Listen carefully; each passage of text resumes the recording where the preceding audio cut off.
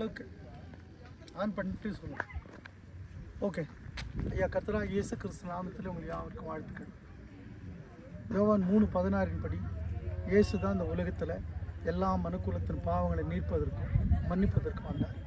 நிறைய பேர் நம்ம நினைக்கிறோம் இயேசு ஏற்றுக்கொண்ட உடனே பெரிய பணக்காரன்னு நினைக்கிறவன் அப்படிலாம் கிடையாது. நான் இந்த இடத்துல பேசிட்டு எங்கன்னு பார்த்தீங்கன்னா கொடைக்கானல் 2026 ஏப்ரல் மாதம் 11ஆம் தேதி இந்த வீடியோ பாஸ்டர் ராபின்சன் எனக்காக எடுத்துக்கிட்டு இருக்காரு. பாருங்கள், ஏராளமான மக்கள் இங்கே வராங்க. எதுக்காக வராங்கன்னு கேட்டிங்கன்னா மன அமைதிக்காக வராங்க.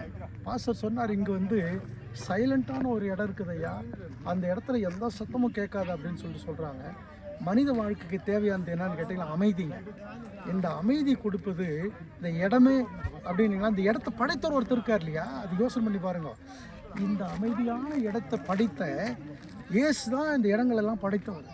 இதை ஒருத்தர் கண்டுபிடிச்சார், இந்த இடத்துக்கு அமைதியாக இருக்கலாம்னு சொல்லிட்டு. ஆனால் இந்த இடத்துக்கு வந்தாலும் கொஞ்ச நேரம் தான் அமைதியாக இருக்க முடியும். ஆனால் இயேசுக்கிட்ட வந்துட்டிங்கன்னா எப்போவுமே நீங்கள் என்னவா இருக்கலாம், அமைதியாகவும் சந்தோஷமாகவும் மகிழ்ச்சியாக இருக்கலாம். அதனால தான் வேதத்தில் என்ன சொல்கிறோம் பார்த்திங்கன்னா, கர்த்தராகிய இயேசு கிறிஸ்து பாவிகளை ரட்சிக்கும்படி உலகத்திற்கு வந்தார்.